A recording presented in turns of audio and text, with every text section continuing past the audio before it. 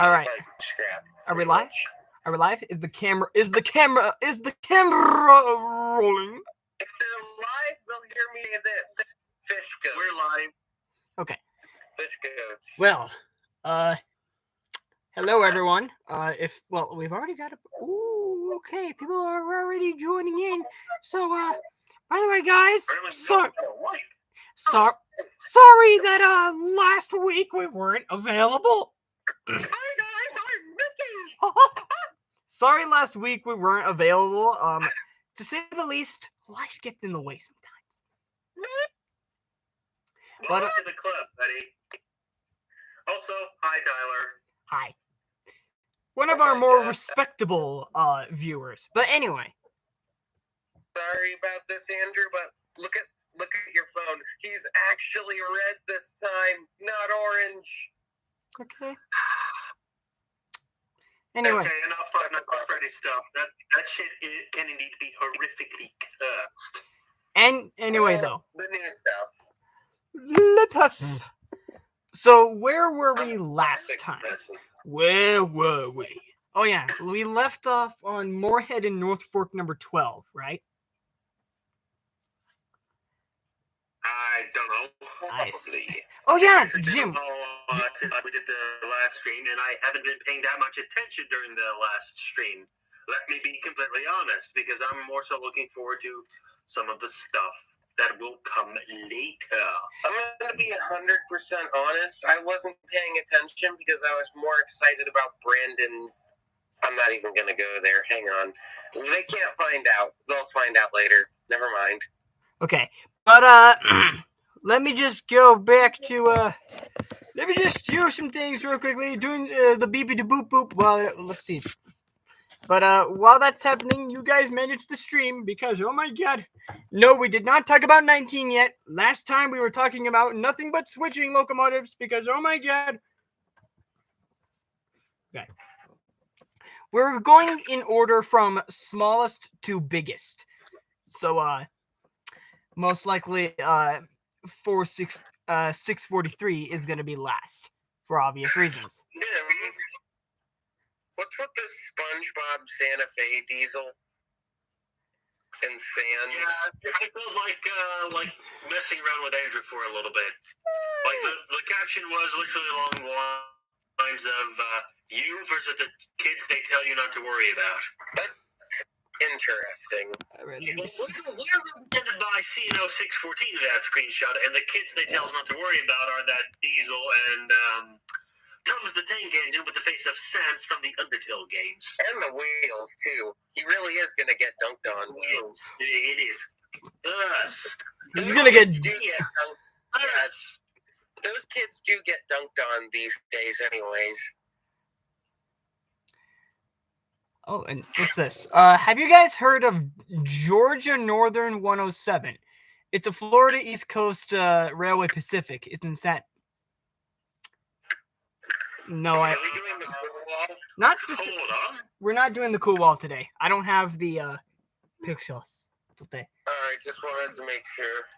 It looks like it could do some sprucing up. Maybe it's in the middle of some big cosmetic makeover, because right now the engine's boiler is missing its jacketing and it doesn't have a tab.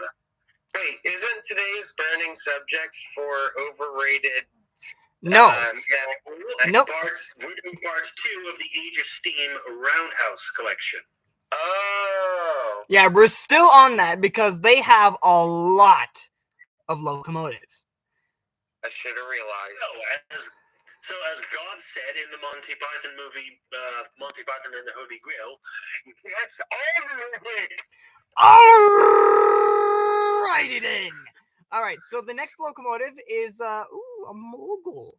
The Canadian, and doesn't this sound familiar? Canadian National 96.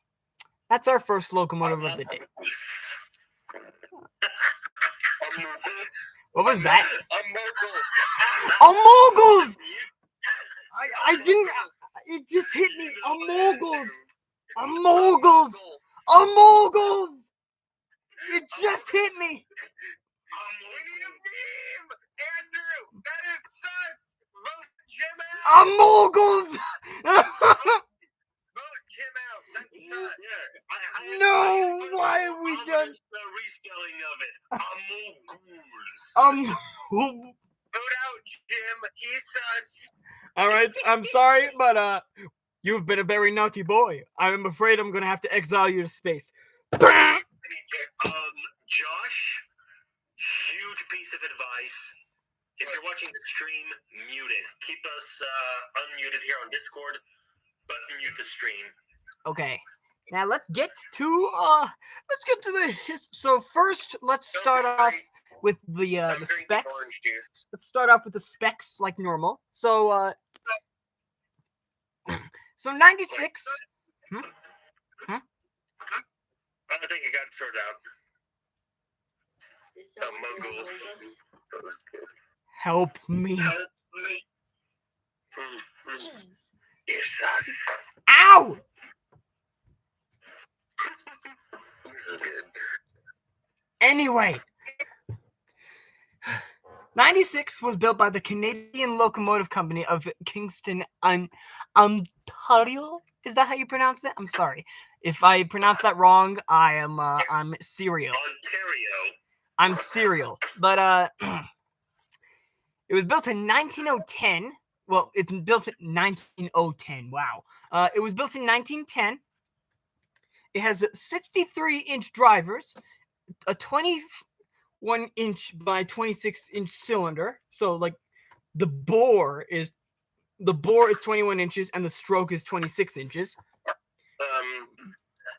Andrew. Yes. Two such cylinders, obviously. You TikTok. Yes. We're gonna say TikTok. How could it be built in 19010? We would be dead long ago if this was 19010. I don't know. I don't know, Josh. I know. I don't know, Josh. How did you manage to almost flip over a tractor?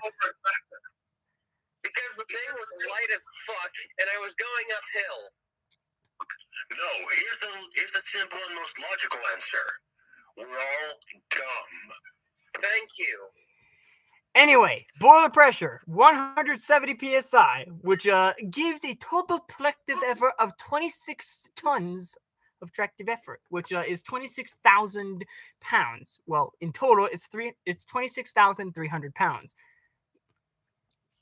And of course, it's a coal burner, of course. But anyway, so currently it's not operational, sadly. But of course, if you want to see something like that is operational, we all know of the other Canadian national locomotive that's running. I asked if we talked about the nickel plate 060. I kind of forgot I sort of forgot if that there even was one. Well, then again, Moorhead and Norfolk number 12 is a Southern 060 technically. Demonetization. Anyway, though. What?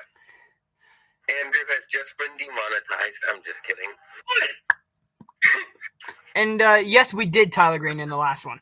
But anyway.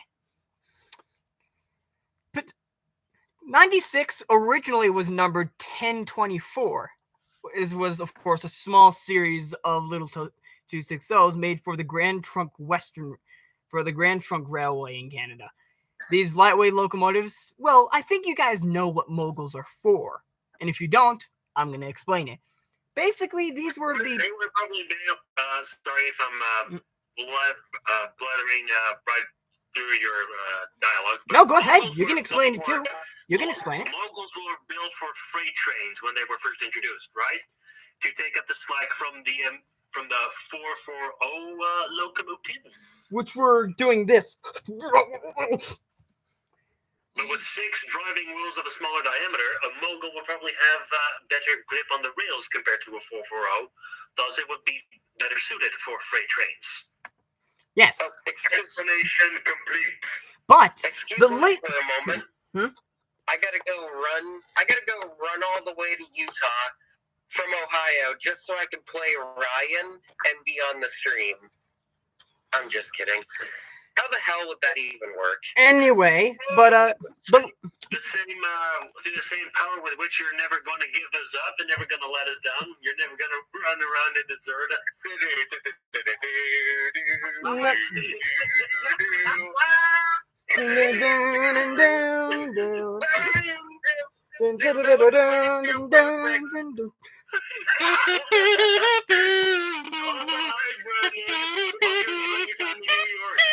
That was way too perfect for him. In all seriousness, though, guys. What? In all seriousness, how the hell could I be Ryan? I don't know. But whoever's still got the stream playing in the background, please mute it. I don't hear anybody else having your stream on right now, so I think we're good. Okay. Well, anyway then. So I'm gonna send it to you guys. Anyway. It's echoing through someone's mic. Josh, do you have it in the background? Huh? Josh, do you have it echoing in the background? I can hear your echo. Yeah. I don't hear any echoes on my end. Yeah, can you turn off, if you're watching the stream on another device, turn off the audio on the other device. I'm not. I'm sitting here eating food, watching, or just listening. I have it muted. Okay. I'm not watching the stream. I'm just sitting here chatting with you guys. But yes, Tyler Green, we did talk about 3960 in the last part. If you want to, well, don't click out of this one right now. Like after this one, you can go back and take a look at the shenanigans and the locomotives we covered in that one. The great thing about a podcast is that I don't need to edit any of this. But the most later moguls of this type were actually used for mixed traffic of all kinds. They had a short enough wheelbase that they could do switching. They had a long enough wheelbase that they could do freight, of course, which is what they were originally designed for, as what Jim said. But they could also, depending on the size of their drivers, they could also be used for passenger service, which is actually what these particular moguls that we're talking about right now also did. Since they had... Also, just to clarify, whenever Andrew says drivers, he means driving wheels, not the guy who is driving or running the locomotive. Yeah. That's called the engineer. But in the United Kingdom, they call it the engine driver. Yeah, say it with me, kids. Engineer! There's no kids at this stream, but anyway... Yeah, and if there is a kid here, we're going to have to initiate Order 66. It will be done, my lord.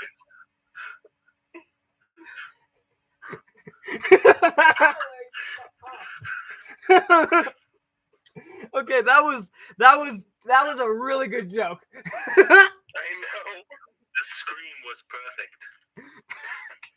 Okay, but anyway, I must assassinate the Brandons. So the thing is, 96 is actually a bit of a strange one because of how many times its number has been altered. First, it was 1024. Then it was 926 in 1923. And then it was when it was merged into the Canadian National Railway. It was then that it became 96. And well, after its retirement in the 50s, F. Nelson Blount actually bought it for his Steamtown, USA collection. But he ended up using it as a parts donor for a certain other one. But over time, well, 96 was deemed surplus. And so instead, it was sold to Horst Muller of Canada. And, well, the locomotive stayed in Brantford for many years until 1994 when it was purchased by Jerry Joe Jacobson. of course, for the Ohio Central Railroad. But the thing is, though, it never got to actually run. Ever since it was retired, it just hasn't ran. But I mean, then again, we could use more moguls, but we have another Canadian National one running already, so. And plus, it looks good as the display piece. But anyway.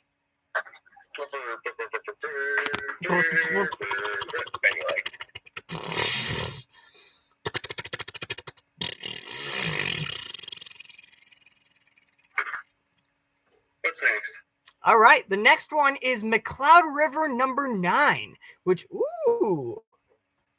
That's one of those U.S. Army 060s, isn't it? Nope. McLeod River number 9 is a prairie. Oh. Okay. I'm confusing it with a different number 9. Yeah, SMS number 9. But that's something. Is a prairie a 260? A prairie No, is a a prairie is 262. 262. And you remember, we were literally just talking about moguls. Moguls are 260s.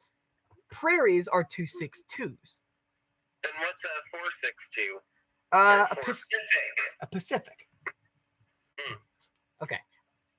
But anyway, though. Number 9 was built by the Baldwin Locomotive Works of Philadelphia in 1901. Of course, as a prairie. It has 48 tiny drivers, which is actually why it's so early on. 44-inch diameter drivers with a 44-inch drivers, which those are actually smaller drivers than 1187, which we talked about in the last episode. But anyway, the cylinder bore, the actual bore itself is 16 inches in diameter, and the stroke is 24 inches. It's got a boiler pressure of 160 psi with a total tractive effort of 19 tons. 19 tons. Or 19,000 pounds. I thought that 1 ton was like 2,000 pounds. 1 ton is 1,000 pounds here in the U.S. So it's heavier than Michael. No, that's the tractive effort. I thought it was 2,000. So the tractive effort is strong enough to can pull my sister.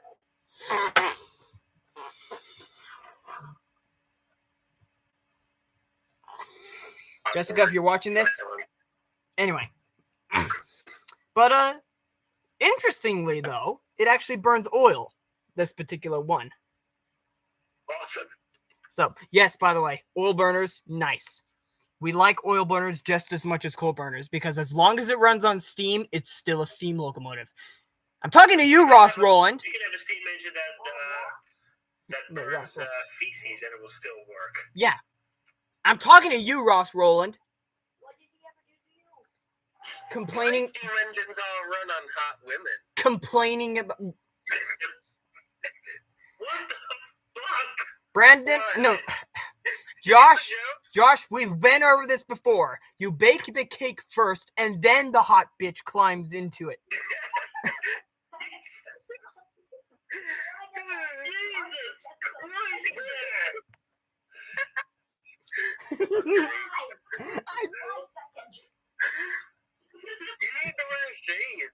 This is a really okay.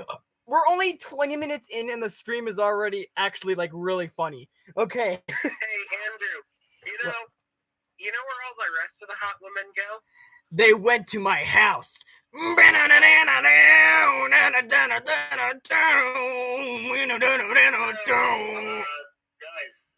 if we're being brutally honest, I think most of the hot women would be, let's just say they're going to be bouncing up and down, moving up and down, side to side, like a roller coaster. I've got a couple of them in the tenders, and then in the box cars, I got all the strippers. With the fur. She hit the floor. But don't go to the caboose unless you want to see some NSFW stuff. Oh, I'm going to the caboose because I'm about to make up the rear. Yow! This is great.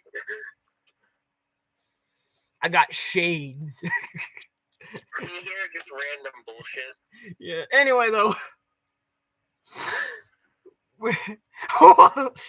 and the foamers who wanted to see 4501 painted green again were sent straight to the hell where they turned the show into a piece of crap. Honestly, hold on. Isn't that a Mr. Oliver and Blossom Thomas the Tank Engine reference? I'm surprised you got that. But anyway. I think I know what Andrew's went off. This is an absolute epic poggers moment. But anyway. And Tyler, 4501 actually looked alright in Crescent Green. Whatever. Andrew. And your locomotives run off the souls of the innocent.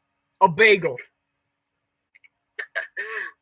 2 bagels. Anyway. Yeah, this is number 9 locomotive.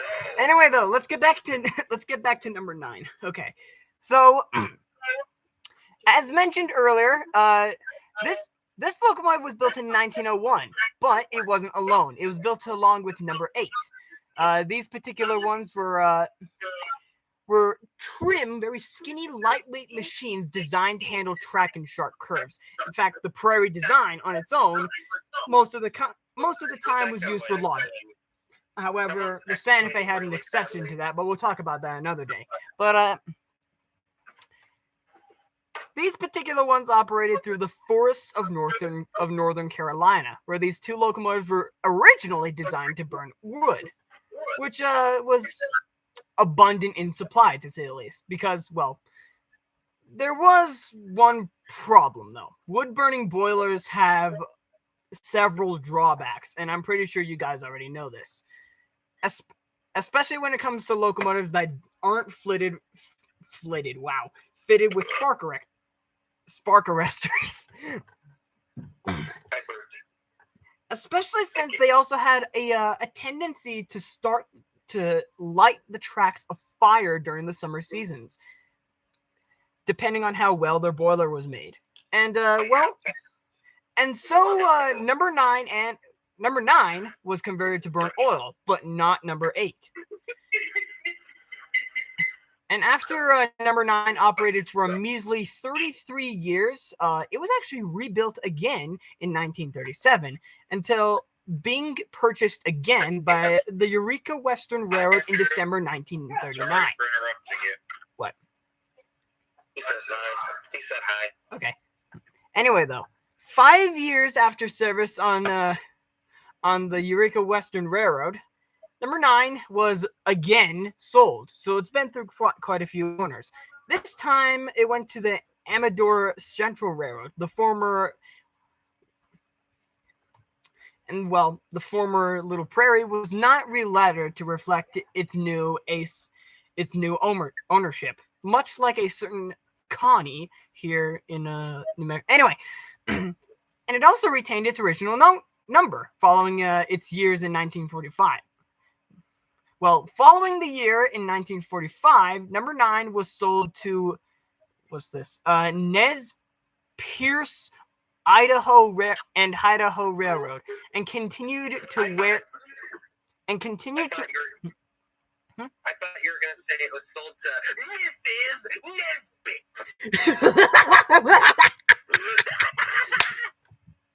What the fuck? Wait, hold on, guys. I actually It's a Toy Story hold on. reference. Hold on. I'm gonna be right back. I'm gonna be right back. Of course, I don't get it. Move on. What, Andrew? Andrew, I think he's getting something. I don't know.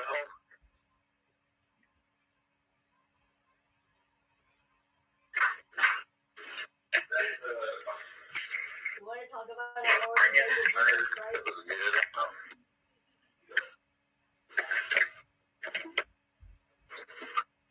You want to hear about our Lord and Savior Jesus The Christ? locomotive was owned by Mrs. Nesbitt. Music Man. Anyway, but Wait, did you say Music Man? anyway though. Music Man. So Music Man. a couple of weeks ago, my mom bought me something that I originally was just gonna get myself, but Anthony has also been pestering me to get one of these for a very long time, and it's a pop figure. Yes, you have Wait, a what? 2 years ago. a pop figure, and so I got Oh, one. who is it? And I the didn't see this only yet. and this is the only pop figure I will probably ever own because it is No, this. Go to the stream. I want to see this. Oh, it's a Funko Pop. I'm trying to get to the stream because I want to see this, but my thing is being slow.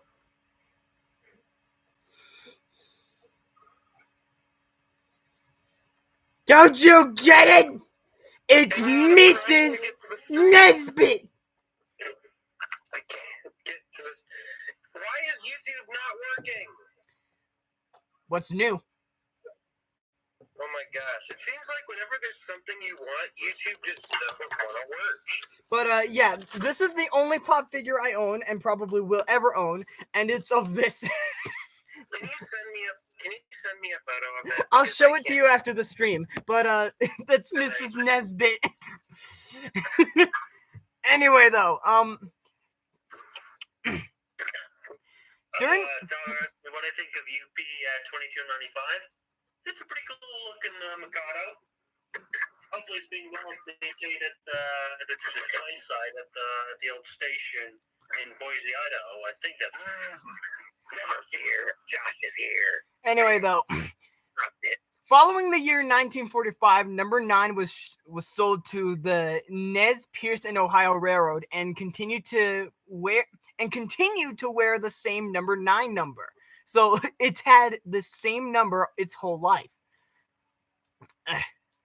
And it's the thing is though, it's not been determined just when number 9 was retired, but it's estimated that that number 9 sat in Duroc until 1964, of course, when it was purchased by Richard Henneblaw and moved to the Mid-Continent Railroad Museum in North Freedom, Wisconsin.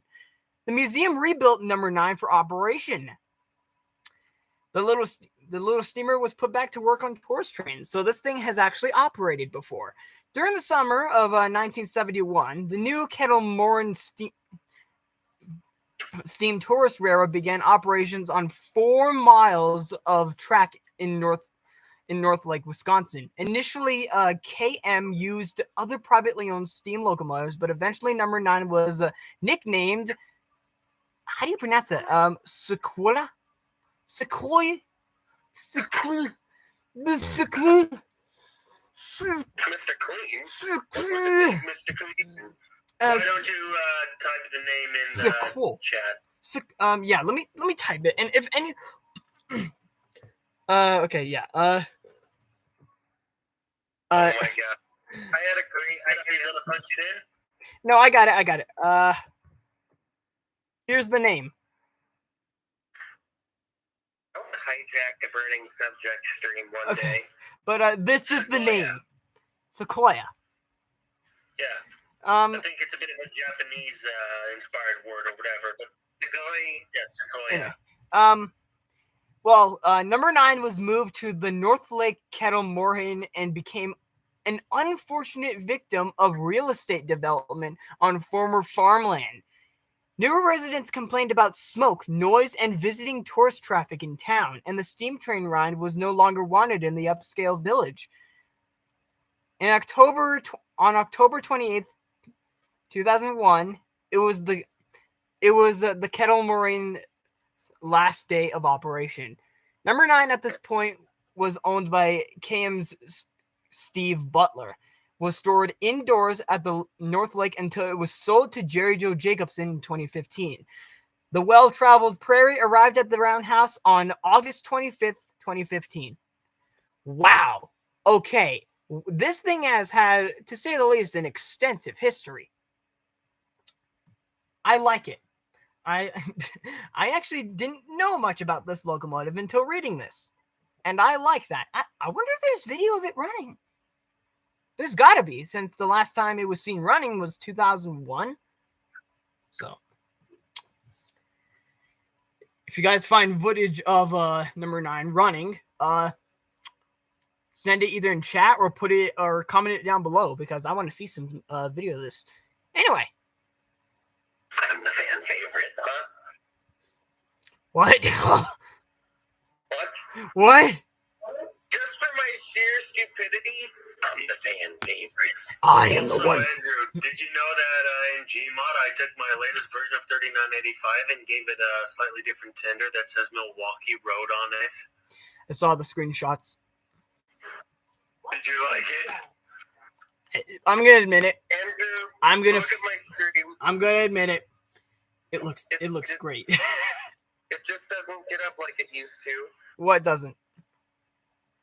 My stream. I feel like Josh, your host, has some sort of dysfunction. Oh yeah, that seems right. I don't have it turned on. Oh shit, it's pointing this way. Everything's fine. Everything's fine. Garden hose. I thought you went a different type of hose. I'm making piss now. I can't talk right now. I'm making peace. Son, if you can see the darkest side of me. What? Andrew, look. I'm making piss. Son, if you could see the darkest side of me, no one would ever taste this animal I have become. Okay, can I say something? What? Now we're getting demonetized. Oh, I've been demonetized. But the thing is, I don't care. YouTube suck me off. Fuck you. Yeah, we don't make money on these streams, so I am not. cares, mate. Yeah, the thing is, I don't want to make a single cent off of these videos because one, I don't put that much effort It's into a them. hobby. It's a hobby. Andrew. It's a hobby, and it's We've fun, been over this. and it's entertaining, Andrew. and it both informs people while entertaining them. So it's good. Andrew, we've been over this. Yes, we have. But anyway, now what is the next locomotive? Let me. Oh my god. I'm gonna love talking about this one. Wait, Andrew. Huh? If I was to do this on a scale of 1 to stupid, how stupid do you think this is? Do what? Very stupid. Do what? Please don't. Look at my stream. Spraying water in the electrical outlet. I'm not Spraying gonna water in do the it. electrical outlet. That's Don't. incredibly stupid. Please don't do I'm it. not gonna do it. I just wanted to know on a scale of 1 to fucking. How stupid is it? I think it would be suicidal. How stupid on a scale of 1 to For 10? that. 32,518. That's your level. That's your level of stupidity. But anyway, Thank you. now I'm going to talk about possibly one of my favorite steam locomotives at the age of steam roundhouse. And it's ironically one that hasn't operated in over 60 years. And that is United States Army S-160, number 2630. Formerly known... what is that sound? What sound? I can... Closing. It was formerly known as United States Army Transportation Corporation 612. So 2630, along with the other S-160s, of course, was built within the vicinity of 1942 and 1945, with this specific specimen built in 1943 by Baldwin specifically, which, if you don't know, the S-160s were made by 3 different manufacturers. Baldwin, Lima, and Alco. and Lima. Yes. And there were 2,120 of these built. The highest production 280 ever. The highest production 280 ever. Unless there's one that I don't know of that is higher than that, but I guess that's future me problem. But an interesting thing to note is that 280s in the UK are called Yanks. Well, maybe American imported 280s. I I think as for any British designed 280s, they just called them 280s. They didn't bother giving the 280 wheel arrangement a proper name. Yeah. Well, anyway, though. The S160s, of course, 57-inch drivers, 19 by 26-inch cylinders, a boiler pressure of 225 psi with an average tractive effort of 31,000 pounds. Gotta admit, these are nice locomotives and all, but they're pretty weak. They're pretty sexy looking locomotives too. I'd like to get a chunk of that. Not really, Josh. Also, keep in mind, Andrew, they were predominantly built for export to... yeah, they were made places specifically for where export. it was a bit more cramped. Yeah, it was They were all... American-made and tailored to the Europeans. It all had to be compacted.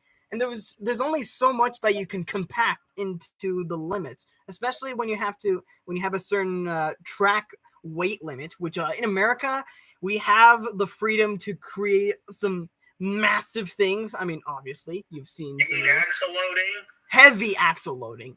But it's not just axle loading, dude. It's also stuff like the loading gauge. Like the loading gauge, the height, the width. That the locomotive could negotiate. The height and the width also. They weren't just tailored to the continental Europeans, but also the British, where the infrastructure is particularly tight. They were just made they were specifically designed for export, which they did, and they worked decently. I mean, they helped. I know for a fact we couldn't have survived the war without them. So they are important in that regard. So, even though if they weren't the best. Three of them kind of blew up due to not having enough water in the boiler. Yeah, one of the big flaws with the S160s is that most of them were built with only one water glass, which commonly you'd have two, just because of the way that sometimes the track would either be angled or you'd be going down a downward slope and you couldn't actually see exactly how much water was in the boiler. So you'd have two of them, especially in case one of them was faulty. But usually the S160s only had one. This caused a lot of boiler explosions. So, yeah. And not to mention that the boilers commonly weren't built 100% proper. You know, they had to be made quickly. This was World War II we're talking about. But anyway, let's get on to the history of 612. But anyway, so this specific specimen, well, this one actually operated for quite a long time. And this one is one of the few S160s that exist around today that never actually left the US at all. While it was originally intended for export, it ended up staying here to actually help with the training system. And it was sent to the United States Army Transportation Corporation for operation, hauling freight and stuff. And then eventually, after the 50s, they started using a couple of these S160s to train crews how to operate steam locomotives in case they were brought to other areas of the world that still prioritized with steam locomotives. And so they had to keep the S160s in service so that they could, learn how to maintain them. In the event that they had to be deployed somewhere overseas where, they needed to help rebuild the railroad infrastructure quickly and as cheaply as possible with steam. Yes. And so a couple of these S160s were kept around, including a ever so famous Tennessee Valley 610 and another one, 611, which that is the only preserved American steam locomotive with rotary cam type poppet valve gear. But I'll talk about. Valves are fucking classified. Also, Tennessee Valley 610 is an S160A. Apparently. If I recall correctly. Apparently, anyway, just because it has the centered smoke box door. That's the only. Also, separate steam dome and sand dome. Yeah, but that's the only major differences. Everything else was pretty much the same. Same boiler pressure, same cylinder diameter, same driver. Everything else was the same except for some tiny alterations. But 610, 611, 612 continue operating alongside a couple of other S160s, which I might talk about another time, which I might talk about I might make a full video about the United States Army Transportation Corporation. I love watching those railroads operate. But anyway, 611 and 612 were the most commonly partnered, since, as I said earlier, these aren't the most powerful locomotives. So commonly they would have to double head these two. But 612 and 611 were the most common ones to be double headed. So that's why you make YouTube shorts. Anyway, That's but something wrong?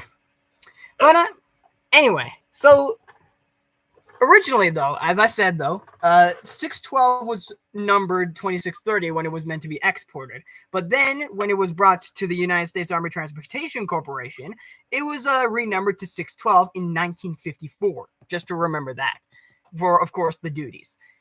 And the interesting thing is, 612, 611, and 610 have all done a triple header. And it's all on film, too. You can actually watch this video of... But yeah, it's all on video. You can actually watch this triple header of 3 S-160s in their prime. It was for a National Railway Historical Society convention. And these 3 locomotives did a triple header. And, well, it's amazing on its own when you think about 3 S-160s.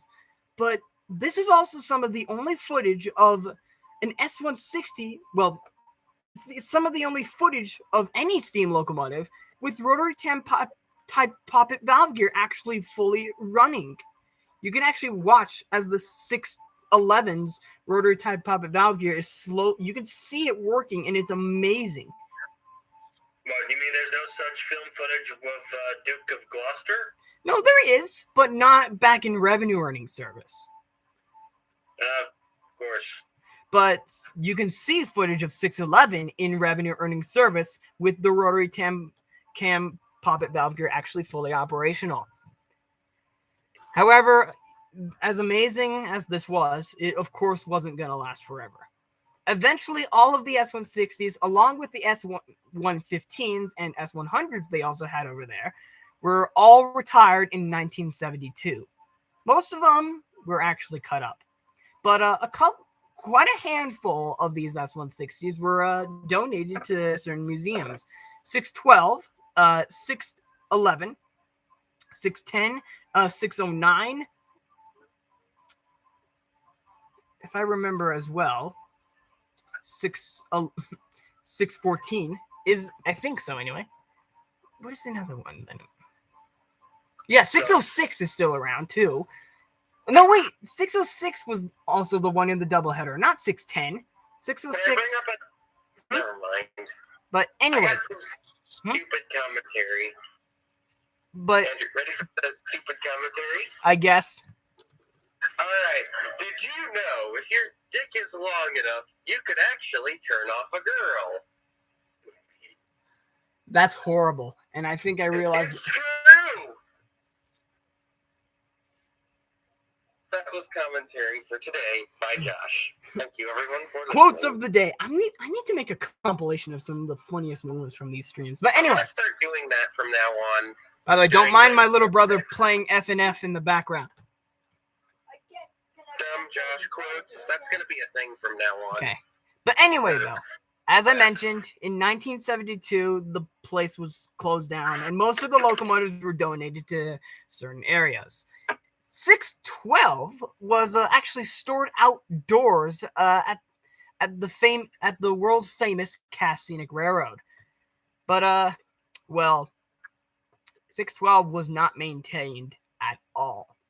It sat outside for a rough 40 years. Well, specifically 38 years. And you know how Cass can be. The weather is a little bit crazy. And so 612 was in a bit of a state. But eventually, in 2010, 612 was actually sold to Robert Franson for Steam Services of America. And then it was disassembled and then trucked to the Southeastern Railroad Museum in Duluth, Georgia for storage. Then eventually, finally, the Age of Steam Roundhouse acquired 612 from Mr. Franzen in 2015 and shipped it over via the highway since it was so light. And ever since then, 2630 has been a regular occurring sight at the Age of Steam Roundhouse in the Steam to Victory event, which is basically a Veterans Day event. Quite fitting for an S160. And it's also been repainted in its original factory-delivered U.S. Army green livery and renumbered back to its original number, 2630. I didn't even need to read the actual things for, I didn't have to go on the Age of Steam Roundhouse website to tell you all this. I love 2630.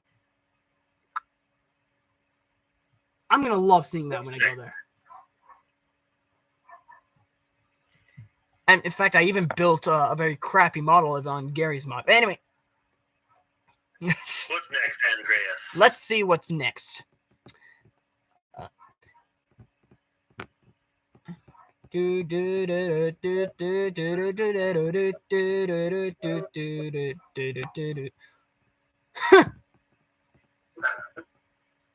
Next is a Canadian National 460 number 1551. Ironically larger than a 280, but I mean, then again, tiny. But this specific specimen of 10-wheelers was built in April of 1912 by the Montreal Locomotive Works. Of course, it's a 460, and with 63-inch drivers, a regular, a 22-inch bore, and a 26-inch stroke. A 180 psi boiler, and with a total output of 30 tons of tractive effort, or 30,560 pounds. And of course, it burns coal.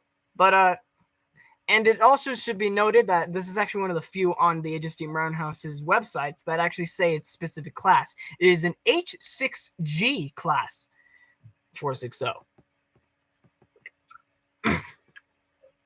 So, of course, as I said, 1551 emerged from the works in 1912, and in 1923 it became the property of the Unified Canadian National Railway System after Canadian Northern and a number of other railroads were consolidated into the Canadian National. After 1354 and its sisters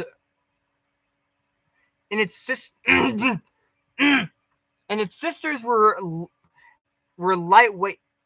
Well, number 1354 and its sisters were lightweight locomotives designed to haul. Well, I think you guys already know what 460s are for: passenger and sometimes freight.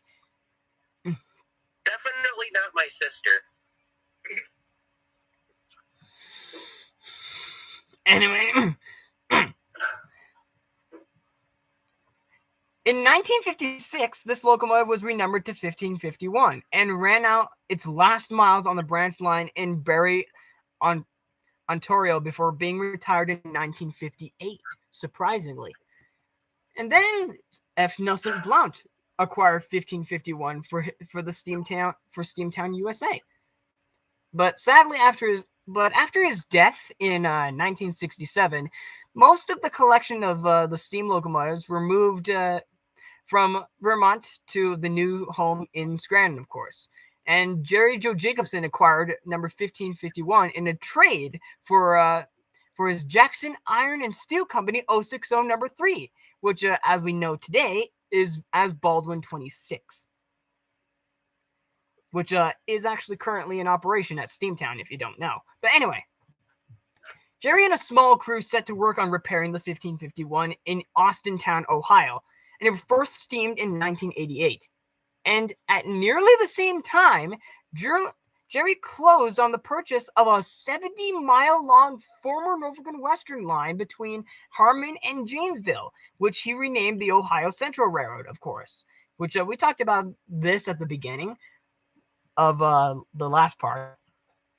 Almost immediately, though, Jerry began operating steam tourist trains, of course, using 1551, of course. And with this it originally began with only the 7-mile track between Sugar Creek and Baltic, with hundreds of thousands of visitors riding behind 1551. And in fact, the engine set the stage for Jerry's steam collection to grow over the following years. So yeah, it was sort of the concrete foundation. It was the pioneer in a way. Yes, it was the pioneer of the Age of Steam roundhouse. And after logging many miles on the Ohio Central, 1551 was parked in 2003 in need of a number of repairs. But as we all know, Jerry Joe Jacobson sold his railroad in order to create his roundhouse. And today, 1551 sits in the roundhouse awaiting another operational overhaul. So right now it has a chance to run again. But right now it's just taking a rest.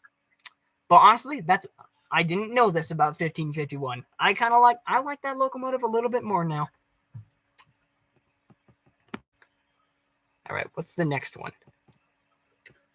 What is the next one? Oh, this is interesting. Ah, yes, I've been wanting to talk about this one because I love this one. Buffalo Creek and Gully number 13. Who here knows about that locomotive, eh? Nobody knows about the locomotive. Silent Anthony! Anyway. Don't tell me the silence. You silence about your Burger King. Anyway. Gonna admit it. I think you guys already know that I love 280s. You guys still there? But anyway. Number 13 was built by Alco in Dunkirk, New York. In January of 9. I think that's New York. Yeah, but you mean Dunkirk, New York. Dunkirk, New York, yeah. In January of 1920. Well, of course, it's a 280, as I said. It has 56-inch drivers, a 23 by 28 inch, so a 23-inch bore, and a 28-inch stroke. So it's got a pretty decent sized cylinder. It's got 185 psi and a total tractive effort output of 43,000 tons, or 43 tons, or 43,500 pounds. So, yeah. Originally, it began its life as Brookworks of the Brookworks of the American Locomotive Company as number 6, built for the Kelly's Creek and Northwestern Railroad, a remote lumber hauling line. So it was mostly a logger. Well, of course, hauling logs in the mountains of West Virginia. Country ho, take me home. Anyway, after an unremarkable KC and NW career, number 6 was sold for scrap to the Midwest Steel Corporation. Luckily, the nearby Buffalo Creek and Gully Railroad needed additional power and still operated steam. So in 1954, it was purchased and renumbered to number 13. And thanks to a twist of fate, number 13 embarked on a second career as most steam locomotives were being cut up for scrap. While number 13 and his fellow Buffalo Creek and Gully steam locomotives pulled 1 million tons of coal for their owners on the 18.6 miles of track between Duncan and Whidden. And each year, legions of rail fans ventured west to Virginia just to see the steam locomotive's last gasps. Finally, in 1964, number 13 was retired and went through multiple different owners, operating frequently on few different tourist railroads. In 1993, it was purchased by Jerry Joe Jacobson as a backup engine for 1551 on the Ohio Central Railroad, of course. However, the last time it steamed was in 1990. So it didn't was in the late 90s. So in the late 90s. So it didn't operate that long. But currently number 13 requires some sufficient running gear work and a complete boiler inspection before running again. In the meantime, the most popular The engine is the most popular stop on the Age of Steam Roundhouse tours. Yeah, I like number 13. I like number 13. So they salute her. All right. What about number 14? Number 14? Yeah. Buffalo Creek and Gully, number 14? Yeah. I don't know. I actually don't know. It's a mystery. It's a mystery. A little quiet. I'm talking to my old baseball coach, and I'm building a light rail train in Gmod at the same time. Plus, these are locomotives that I don't know that much about. Andrew, you know the best part? Sorry. I was like, wait, what about number 14? And all of a sudden, Dun, dun, dun, dun, dun, dun. Anyway. next thing you know, Andrew's wearing a tinfoil hat trying to figure out what happened to number 14. The funny thing is, something like that happened when I went all conspiracy mode about what happened to Denver and Rio Grande number 485. Like, of all the locomotives I would go psycho over trying to figure out what happened, it was that one. Even though, like, I was everywhere trying to figure out what the hell happened to this thing. And then when I found out, I'm like, oh. I was, like, incredibly disappointed because What happened? I found out. It was broken up for scrap. Yeah, it fell into a turntable, and it was damaged beyond repair, so they had to cut it up. So it fell into a turntable, was damaged beyond repair, and then Michael ate it.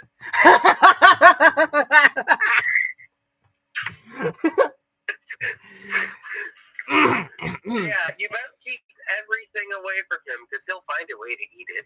Anyway, the next locomotive is Gone because Michael ate it.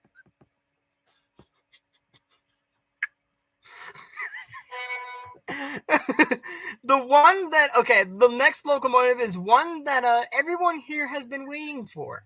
Well, the ones in the chat anyway. But personally, I'm just like a meh for this locomotive. And it's McCloud River, number 19. Hey, Andrew. Yeah, that's the Mikado from Emperor of the North, isn't it? Yes, yes it is. Hey, Andrew. Yeah? Want to know how bad his eating habits are? How? Let me guess. Is he gonna try and eat my cool wall? No. Have you ever heard of the Evasion Islands? Or no. Have you ever heard of your fourth or fifth sister? What the fuck, John? Why? Say no. Just say no. Why? But anyway, let's get on to the story.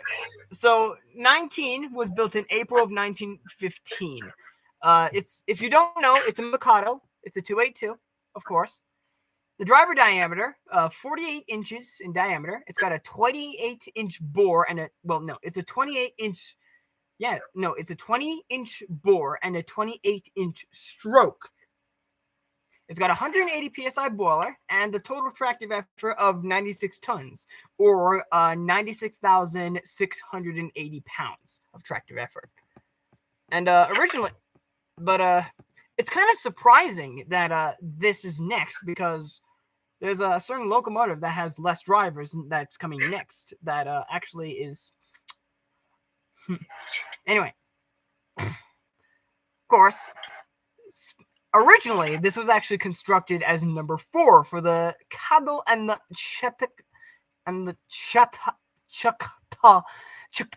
Choctaw Logging Railroad in Arkansas. It was the 42,000th steam locomotive built by Baldwin, and it was rolled out of the shop on April 9th, wearing a coat of olive green paint on its drivers, tender, and domes, pilot, and cab. And its handsome 90-ton Mikado also had a planished iron boiler jacket, a black smoke box and firebox, and was decorated with gold lettering and striping. Its cab, wow, okay, so this thing was like genuinely celebrated and was decorated with gold lettering and striping. Its cab sides carried the name RL, which stood for Rowan for which was R.L. Rowan, which was Rufus Lee Rowan, an engineer on the Kato Loctra. The C&C sold number 4 to the United States Smelting, Refining, and Mining Company, where operated in Pachuca, Mexico, a silver mining region northwest of Mexico City. The R.L. Rowan was painted black and renumbered and relettered to the Kia del Rio del Monte Pachuca as number 105. Around the time that the engine was sent to Mexico, it was apparently converted to burn oil instead of coal, with this conversion possibly even happening prior to leaving Arkansas. After a 4-year career in Mexico, the 105 again was sold to the McLeod River Railroad in Northern California, in which it was renumbered again to number 19. The engine worked in regular service at the McLeod until it was purchased by the Eureka Western 3 decades later. While owned by the Eureka Western, number 19 was leased for summertime excursion service in Oregon during a hiatus in Oregon. It famously appeared in the 1972 feature film Emperor of the North and another movie in 1986 movie Stand By Me. Okay. After Kind of an off subject, but how would you react if you saw a locomotive painted with mixing textures? You mean in black and purple squares, like in Decapod? Yes. I would whoever painted that locomotive in that, I would go up to them, stretch out their trousers, and take a big whiz in them. Well, I better go repaint that locomotive. You better, otherwise I'm gonna piss your pants.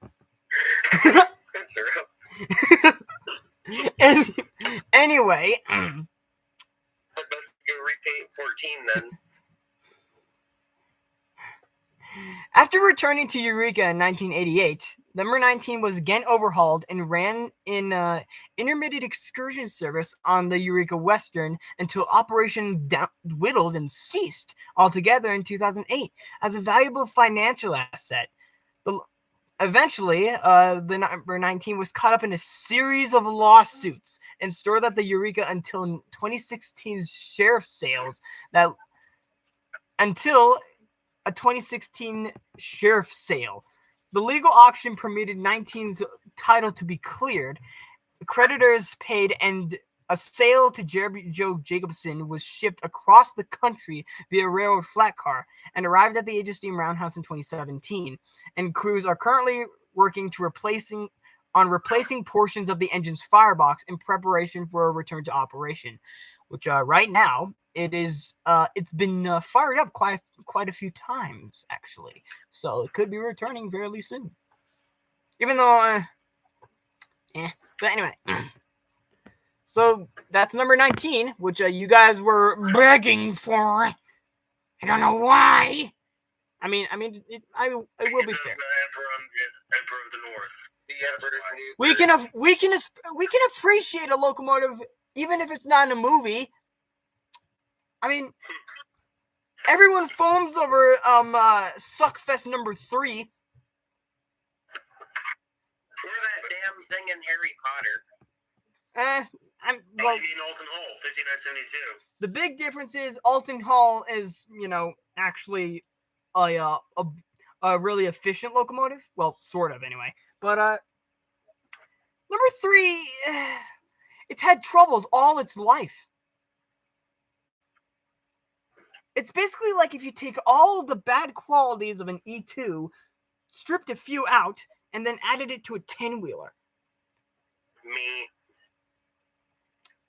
I'm going to be honest. I don't like number 3. I don't like it.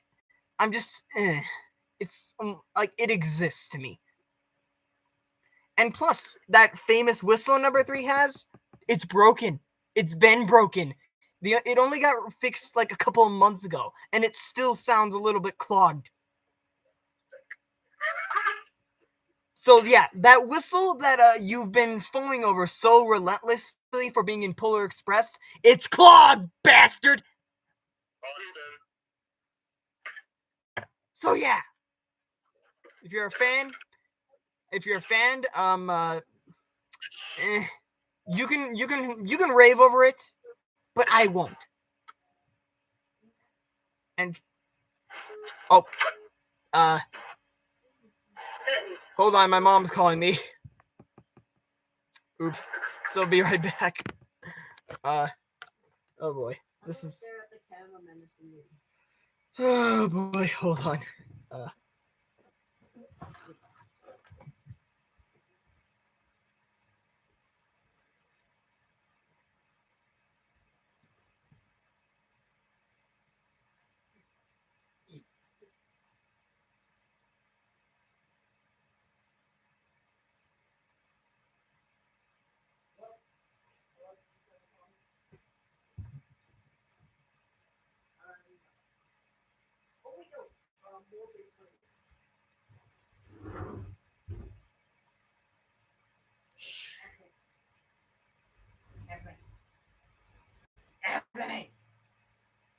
Anthony!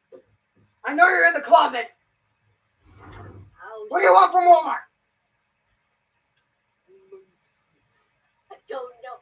I don't want anything. Okay, he doesn't want anything. Anyway. Okay, bye.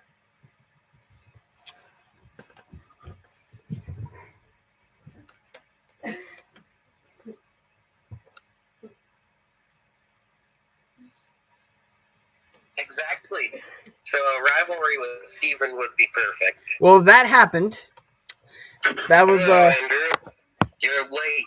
It's been 26 years. Where have you been?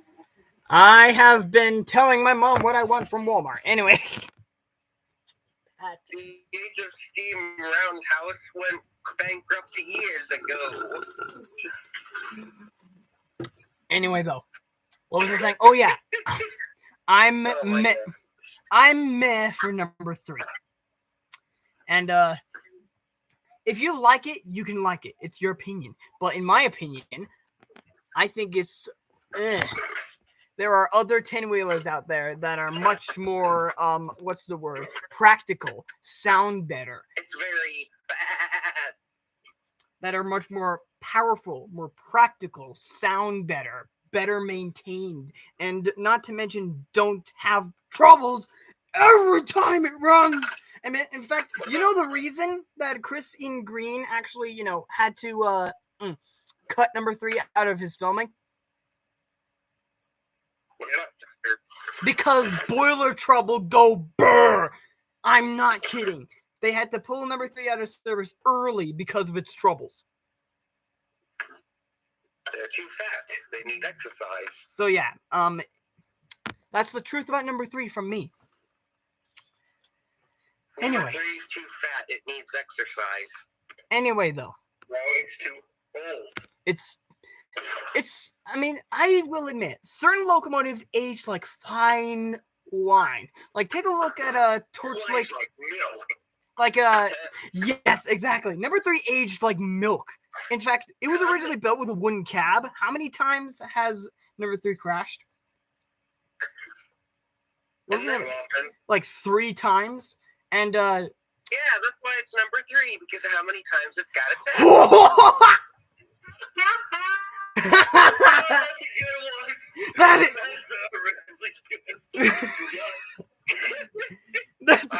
That's really fucking good. That's really good. Okay, but and then you have locomotives that age like Andrew. When you give Andrew the one porn article in your junk mail or magazine or something. Comparing number 3, for this, I'm gonna compare number 3 to another number 3, actually. Torch Lake Hecla Mining Company number 3. which is 40 years older than Sierra number 3. And that thing performs amazingly. Even though it's not the loudest, it is one of the most unique operating steam locomotives in the world, and it's the only operating Mason bogie articulated, also making it the oldest operational articulated locomotive in the world. You're referring to that 064 locomotive, aren't you? Yes, I'm talking about that one.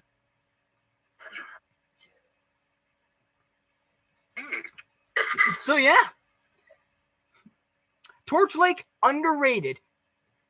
Sierra, I don't care, Mike. Don't care. I don't care. I don't care about number 3. I don't care about that.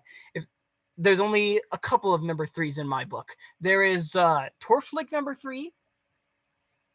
That's it. That's rough. Did it get its ass whipped 3 times as well, or no? No, but it has 3 times more uniqueness. Wait, can I tell you just a quick story real And quick? 3 times more character. And yeah, you may. So you know how I said it got whooped 3 times, so that's why it was numbered number 3? Yeah. My second garden tractor, remember the one I sent you where it looked like it was just super pissed off? Yeah. We painted that thing in a demolition derby paint scheme originally and put a number 10 and said, if anybody asks what the number 10 means, tell them that's how many times I'm going to whip their ass.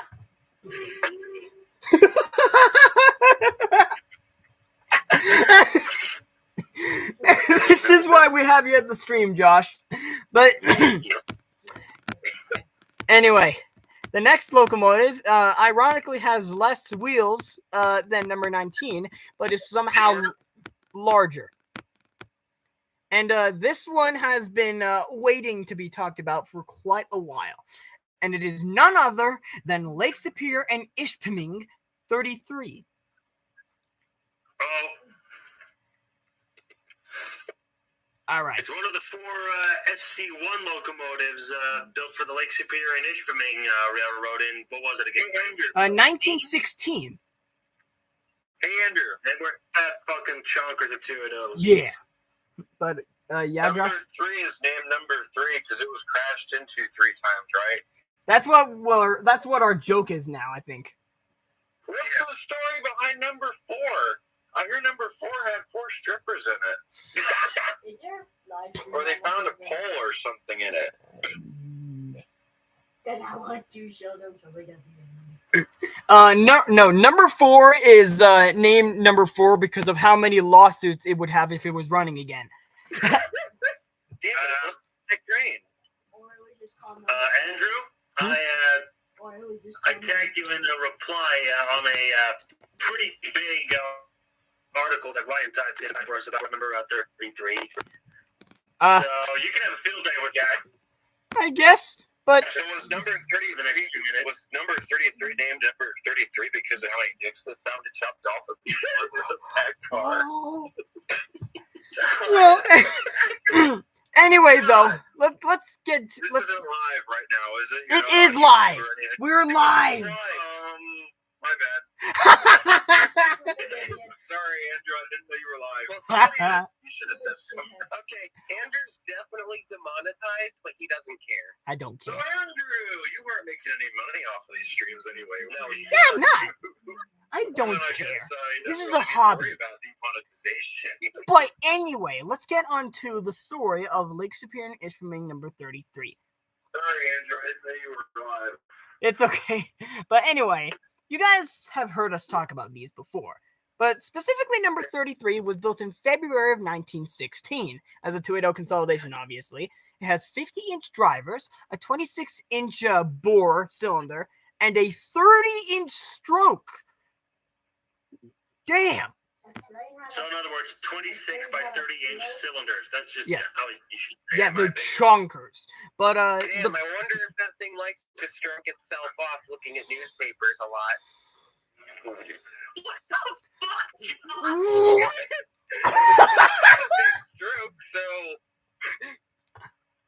anyway, they had a boiler pressure of 200 psi with a total tractive effort of 60 tons or 60,484 pounds of tractive effort, which Might be the best one which- yet.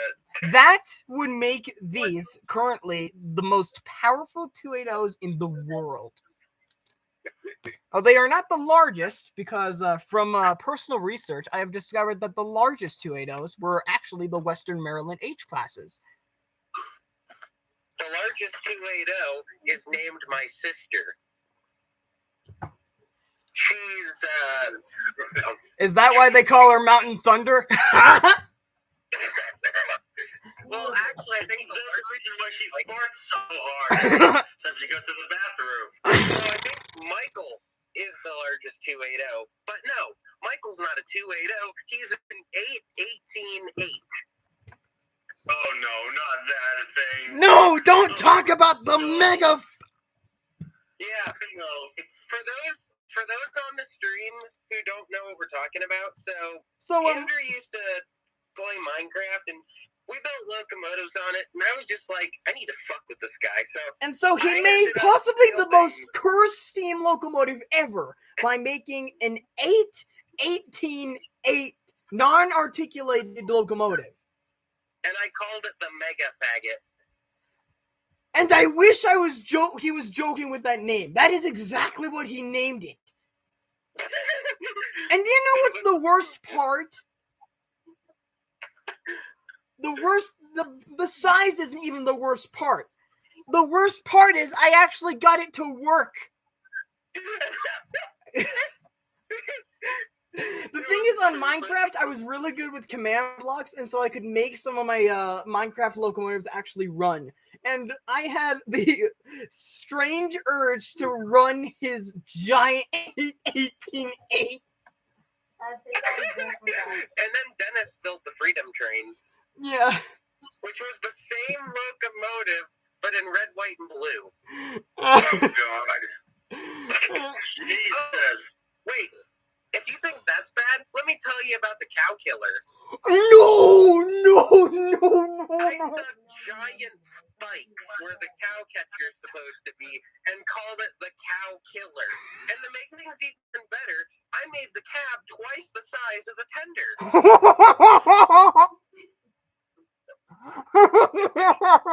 Josh. What? Oh my This god. You're the king of building cursed shit in my credit. I sent you photos of it before, I think. Anyway, can we get on with the matter? Yes. We're over 33 already. Yeah. And I'll tell you about the Ultra Faggot later. So anyway, originally, 33 was actually built as Munising Market and Southeastern Railway number 44. And, well, I think you guys already know that these specific 280s were made for hauling iron ore. Nothing but ore. Giant So wait. beef. So yeah, the engine changed numbers from 44 to 33 when it was owned by the LSNI. Yes, It's almost like it predicted last year's outcome of the Formula One World Championship, where Lewis Hamilton with number 44 was beaten by Max Verstappen with number 33. The engine is prophetic. A 3-year-old beat to death a 44-year-old. Wait, what? So a 33-year-old beat to death a 44-year-old. No. I know, I'm just... A racing driver with the number 33 finally beat a more experienced racing driver with the number 44. Okay. I think my story's fun. Anyway, though. Mine is accurate. So these specific trains were operated from the Marquette Iron Range to the docks on the Lake Superior for shipment by the barges to the Great Lakes steel mills, which you guys know of the Great Lakes. Oh, Michigan steams like a young man's dreams. The islands and baits are for sportsmen. Anyway. My ears. Eventually, though, 3 identical locomotives to 33 were also sold to the neighboring Lake Superior and Ishpeming Railroad, which into which the MMNS was eventually merged into. And so strangely enough, 33 was the first one, and in fact, it was so early built on that it wasn't even a part of the actual Lake Superior and Ishpeming Railway yet. So that's interesting. As part of the merger, the engine was relettered and renumbered to 33, of course. And interestingly, with the locomotive on its own, as I mentioned, has 60,000 pounds of tractive effort. But roughly anyway. But the interesting part is these 280s had booster trucks, steam compound booster trucks embedded into their tenders. There's only one locomotive of these that is preserved with this feature, 35, which you can go see on display at the Illinois Railroad Museum. 33 was fitted with these steam booster trucks, which were small compound steam engines embedded into a truck, which increased the tractive effort from 60,000 pounds to 72,000 pounds. So they were.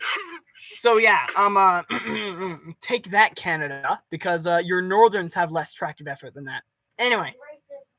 Let me double check on steamlocos.com again. SC1s East. It's actually closer to 56,000 pounds. Hey, I didn't realize it isn't anymore. But yeah, maybe you, whatever. Perhaps Ryan can further enlighten us whenever he has the chance. Yes. But anyway, though, or he can just scold us for how badly we're doing this. Probably. I think but the second one might be more accurate. Here, let me run all the way to Utah so I can play him real quick. Anyway, though, Bitches. 33 and the rest of its sisters, after being retired in 1960, 33 was retired specifically in 1962 and were purchased directly by Jerry Ballard for his use on the Ohio Hocking Valley Scenic Railroad, which for some reason, at first I accidentally pronounced it as fucking Valley Scenic Railroad. Sounds like what I'd say. I think I like that name better. But anyway, though, the funny thing is, of the 4 SC1s built, 3 survived. With 32, being blown up. Yeah, it was blown up in target practice. It was blown up in target practice. We wish we were joking. But anyway, the Hocking Valley Scenic Railroad rebuilt the 33 to operational condition. Note, operational condition. And they removed the tender booster and its complicated piping. So sadly, 33 was initially preserved with the booster truck, but it was removed when it went to the Hocking Valley Scenic Railroad. Number 33 ran on the tourist railroad for many years until finally being parked in need of heavy repairs. Because after about 40 years of use at the Hocking Valley Scenic Railroad, it was pretty worn out. And so in 2003, number 33 was traded to Jerry Joe Jacobson and moved to the Ohio Central Railroad for repairs. And the locomotive made its inaugural run on the Ohio Central in 2005. And operated occasionally until the railroad was sold in 2008. And during the time the Age of Steam roundhouse facilities were constructed, there was no opportunity to repair or operate any of Jerry's steam locomotives. Repairs to 33's firebox resumed, and the interesting thing is, in 2018, it was returned to steam on November 11th. But currently, 33's boiler certificate has expired. So, she might be rebuilt again, but probably in quite a while, because they have a lot of locomotives to focus on. Oh, and I guess let's make a quick mention of 734 coming back. I'm not gonna go crazy. All I'm just gonna do is this. Anyway. Awesome! I gotta admit, I do like 734. I do like it, but it's not the like one that I'd spend my most time talking about. I'd just be like, nice. But oh, and funny thing is, the 734 of the Union Pacific recently got a bit of a You know what resurrection. sound effect I have to play. You know what time it is. Play it. So now. Play it.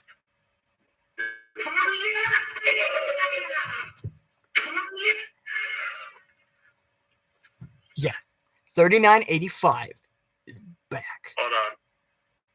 And the craziest part is, it was only 13 years ago that 3985 last ran. And we were thinking that it was going to take up to 50 or 40 years for 3985 to even have a chance of returning again.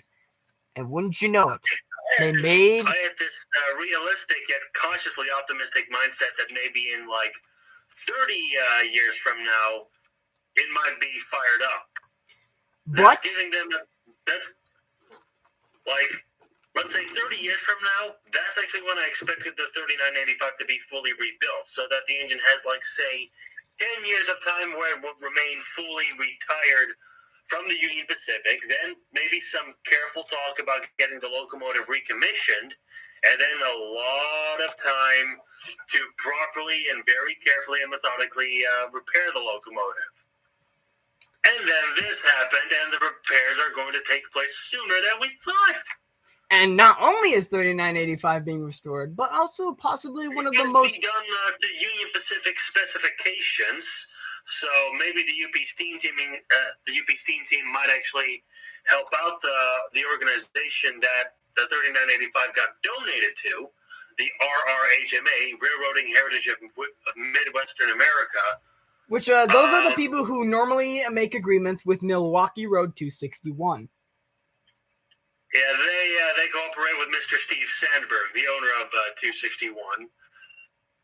Which, and yeah. another side note. Number 3985 to them, and I think they're going to help that organization rebuild the locomotive.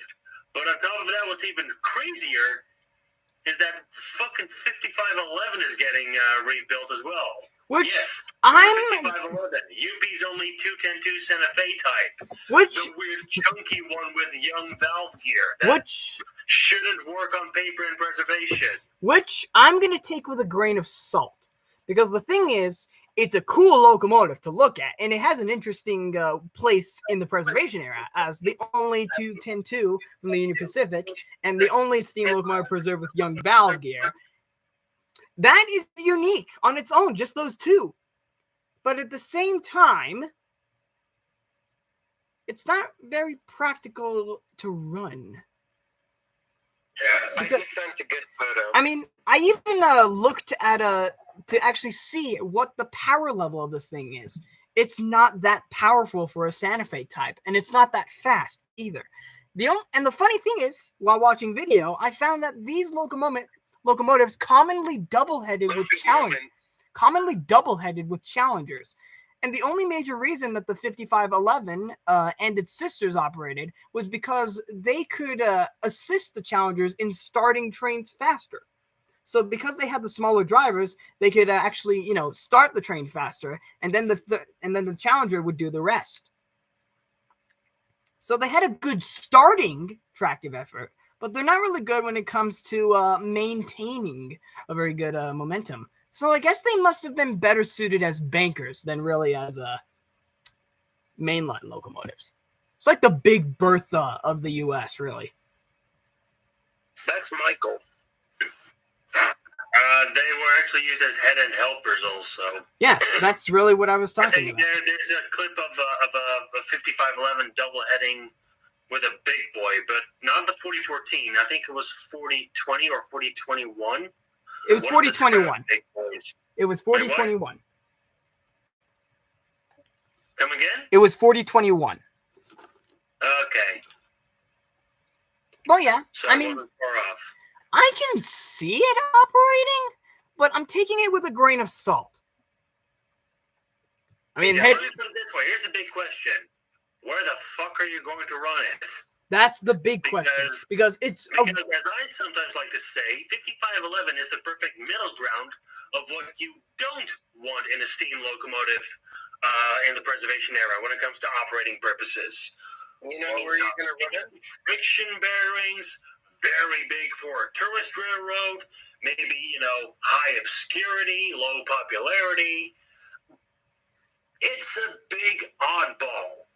And you can't run it on the main line because of those previously mentioned friction bearings and that low top speed. Yeah.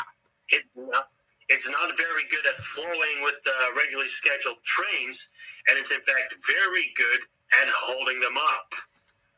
I will say this, though. If there was any place that it had the potential to run, it would be at some place... The moon. Sorry. It would be at some place that has similar operating standards as the Grand Canyon Scenic Railroad. They have quite a decent amount of trackage, they have a decent amount of consist, and they allow their locomotives to run fairly freely. But at the same... You're going to chuck it in the Grand Canyon?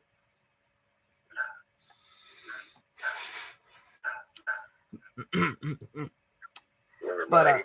No, I was trying to hold in my laughter. But anyway. But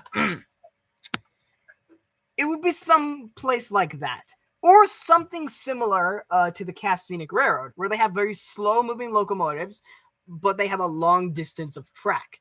So it's a very hard thing to find a place for 5511 to run. But if you find it, they will want it. But that's a topic for another day, really. But anyway, let's get on to the next locomotive. See, look.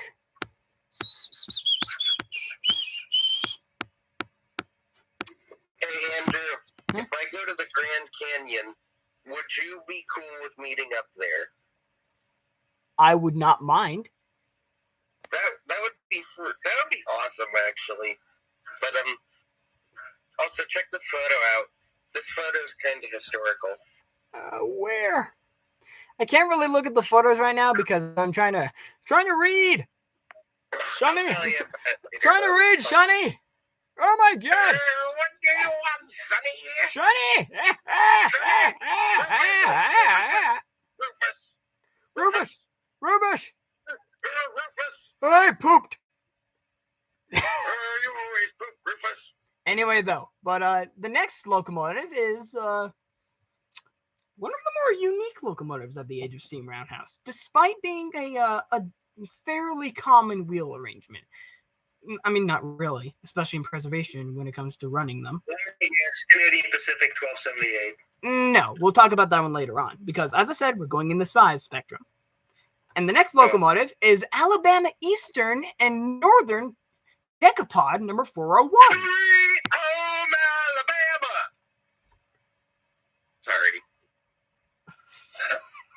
I feel like I have to do that somewhat inappropriate Alabama joke about the politically correct redneck. I think one of my decision to get an abortion. Still, it would have been pretty cool to be a dad. Anyway, though, 401 was a... Do not go through with Hillary for president written on the side of your car. You're going to get shot at. Anyway, 401 was built by Baldwin in 1928 with 56-inch drivers, 24 by 28-inch cylinders, 190 psi boiler, and 46 tons of tractive effort, or 46,512 pounds of tractive effort. And, well, it's classified as an SC1, ironically. So, the Alabama, Tennessee, and Northern Railroad was a 220-mile-long short-line railroad in the state of Alabama. So, anyway, through various managers and expansions, the railroad eventually reached the point of mobile in 1928 but the Alabama, well, I'm just going to call them the AT&N. Well, of course. So but the AT&N rails never got anywhere close to reaching Tennessee. During this same year, the railroad ordered 3 light Decapod locomotives from Baldwin. These were, well, of course, more large and more powerful than the 280s they had at the time, and the smaller 282s they also had at the time. But spread was increased. But spread that increased locomotive weight over 5 driving axles instead of 4. It was basically like this, but it was just the Mikados, but with an extra axle.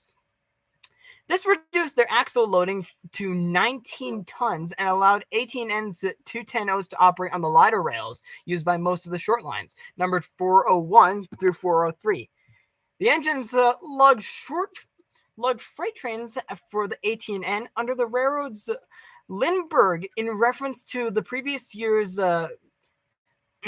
feat of aviation. The last freight branding and wore special plates on her headlight and proclaimed its service because of the World War II's enormous increase in the volume of rail traffic through the port of Mobile. The War Production Board authorized the AT&N to purchase diesel locomotives, but the AT&N retired all of its steam locomotives by 1946. So, being one of the first railroads of its size to actually do so, surprisingly.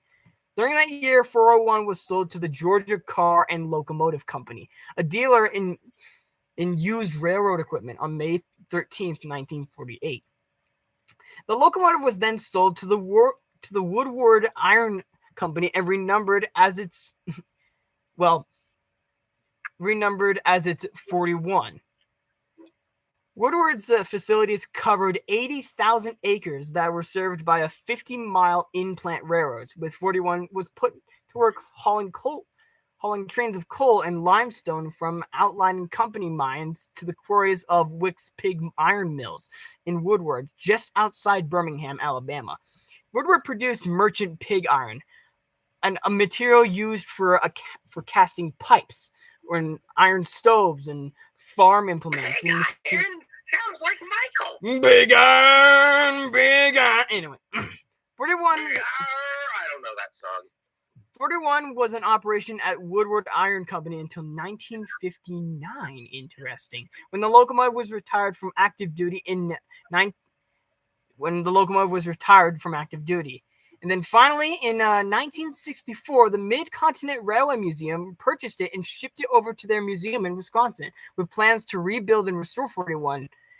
But, actually, no. It says plans to rebuild and restore 41 never materialized, and the 210 sat outdoors slowly rusting. After determining that the engine was no longer needed, the Mid-Continent Railroad Museum put it up for auction in May of 2015. Due to the railroad bridge connecting North Freedom to the outside of the railway network being out of service, moving 41 out of the North Freedom was an expensive and challenging exercise, to say the least.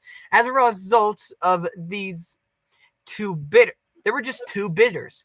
Jerry Joe Jacobson won the auction, and 41 was moved to his Age of Steam roundhouse, of course. And, as expected, the locomotive had to be moved by highway. And it arrived in December of 2015 as a pretty nice Christmas gift, if you ask me. Anyway, It was hoisted by 2 mammoth cranes onto a special articulated 66-wheel highway flat trailer for a short but expensive move over local highway pathways to a railroad siding some 4 miles distant from where it was, where the same cranes lift. Wait, an 066-8? When was this a thing? I don't know. Sorry, I must have missed God. Josh, you're the king of cursed, oversized wheel arrangements. I'm gonna make it. Stop it. The same cranes lifted the Decapod from the trailer and onto a railroad flat car for the shipment via rail to Ohio. When 41 arrived on December 29th. So yeah, it was basically a Christmas gift, and it is as a very large Christmas gift. It literally says this on the website, and it was safely unloaded. Santa went into his kid's room and emptied his sack. That sounds horrible. Jesus. That sounds I horrible. know. I found that on an offensive memes website, and it was too perfect. Okay, but anyway, there were The 41 chat seems to be stagnating. 42 was repainted, relettered, and renumbered back into its original appearance as Alabama and Tennessee Northern number 401. And that's how it resides today. So it's one of their bigger locomotives, of course. And now that we got that, let's get to the Pacifics, finally. And I'm actually gonna, well, I guess I can't. So, talk about 1293 first. Even though 1278 and 1293 are sisters, I guess it doesn't really matter what order I go in. But anyway, 1293 was built in 1948 by none other than the Canadian Locomotive Company of Kingston, Ontario, with, of course, a 462 wheel arrangement. They have 70-inch drivers, 20 by 28-inch cylinders, 250 psi boiler, and a total tractive effort of 34 tons. Exactly, actually, 34,000 pounds. I'm going to look this up. What ton are you referring to? American tons. 34 tons is 34,000 pounds.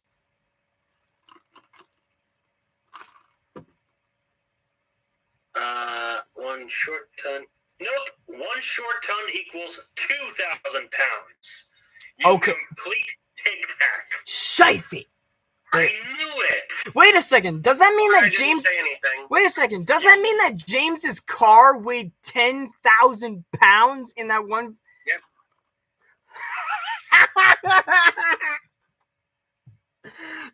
You guys have seen that episode of Grand Tour when they tried to make environmentally friendly cars, right? No, I haven't. You mean the one where James essentially kickstarted the Industrial Revolution? Yes! Yes, that one! Yes, that one! On the basis of a Land Rover Discovery. Then that means that his car weighed 10,000 pounds? Wait, no, not 10,000. Yeah, 10,000 pounds. Holy sh...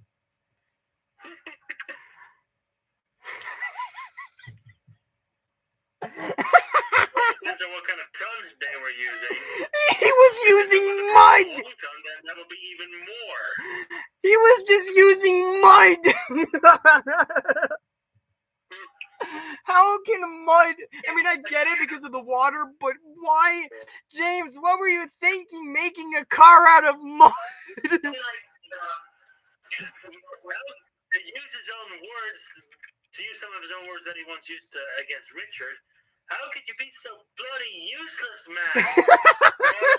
With that thing. Go on a little wooden rickety bridge with that thing and tell me how that goes for you. Funny thing is, later in that same episode, he tried to go over a river. Michael bungee jumped off a bridge. The car was dissolved into the river. The whole bridge came down. Anyway, though. This, Dude, yeah. imagine if you went over quicksand with that thing. How quick it would sink. Anyway, though, the G5s were basically, they were patterned after an earlier Canadian Pacific designs. But these 102 upgraded 462s were equipped with the latest improvements, innovations, and appliances available in 1948. Most significant was the use of a front-end throttle in the smokebox section of the boiler for a more precise control of the high-pressure steam passing into the cylinders. These 462s employed a slotted dry pipe, eliminating the need for a steam dome on top of the locomotive's boiler. So yeah, this locomotive was equipped with a front end throttle, so you didn't need a steam dome. So that's pretty cool. The two-wheel trailing truck was also a unique design, which allowed the axle to slide within the engine's frame instead of a standalone trailing truck frame. Ooh. Due to the tough Canadian winters, the G5s were also equipped with enclosed all-weather cabs.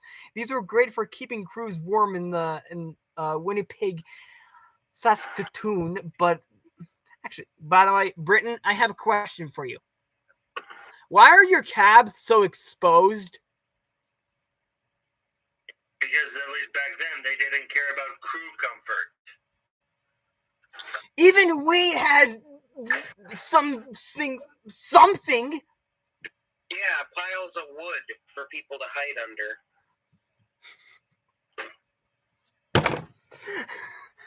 Britain was like, they're people. We can replace them. My God, Josh! My God! Josh! Gee, oh my God! I didn't know. This is a side of you I've never seen. But anyway, The dark side. yeah. But anyway, The dark side. Andrew, I am your father. I am the Senate. I have a kazoo. I am your granny. I know when to use the dark side of me, and I usually use it for dark humor. I am the Senate. Let's get back to the subject. Do it. Anyway, though, but all of the G5s were retired in 1959, in which it was placed into storage with numerous other locomotives waiting their turns to be cut up for scrap metal. In 1964, however, 1293 was purchased from the Canadian Pacific by F. Nelson Blount and moved to his Steamtown, USA collection in Bellows Falls, Vermont. The 16-year-old 462 needed only major repairs to get it under steam again, and soon 1293, relettered Green Mountain Railroad now, was pulling short tourist railroads at short tourist trains at Steamtown. It was also used to pull the Vermont Bicentennial train during 1976, and temporarily renumbered to 1881 to appear in the 1979 horror movie Terror Train in 1984.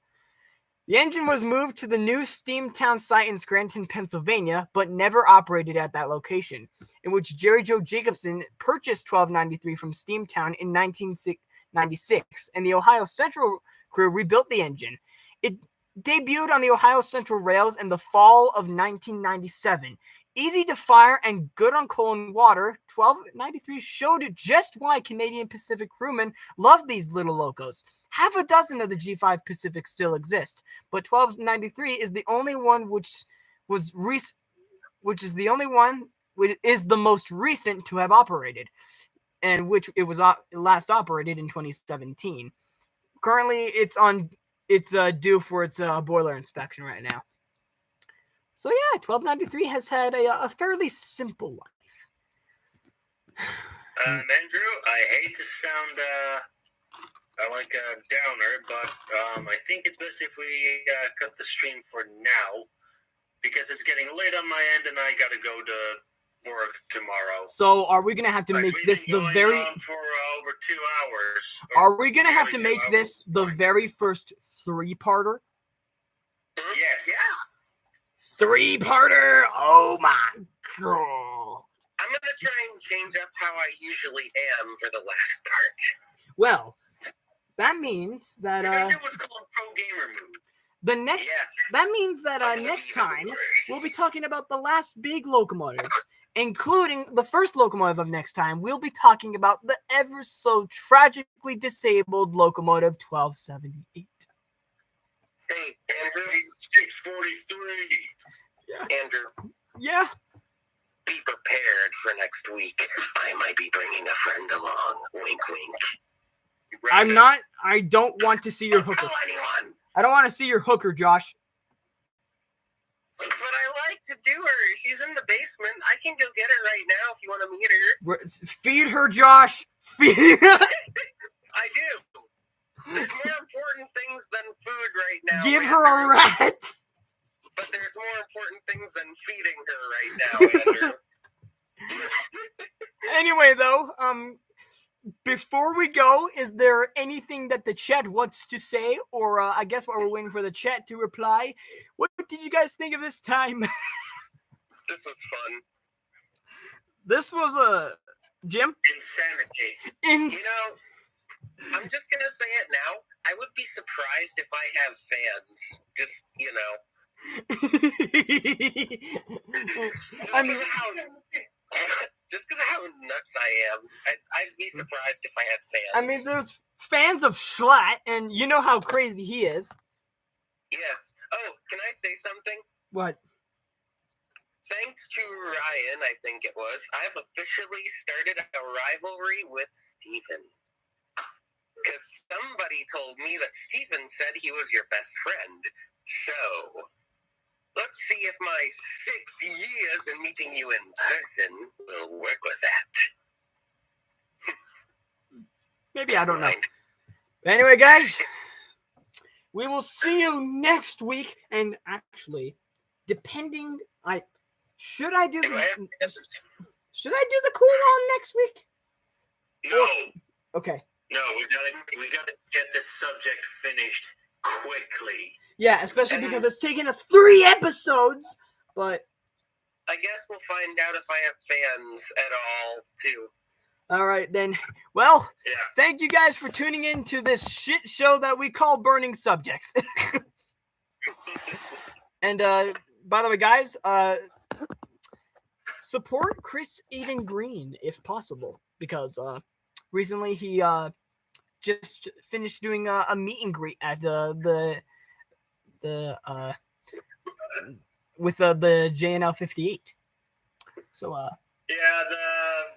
he also reported that filming on his first U.S. Episode on the JNL Switchers has been wrapped up. Wait, is he still in Ohio? I must go track him down. I think he's going somewhere else now. yeah, next So you waited just long enough.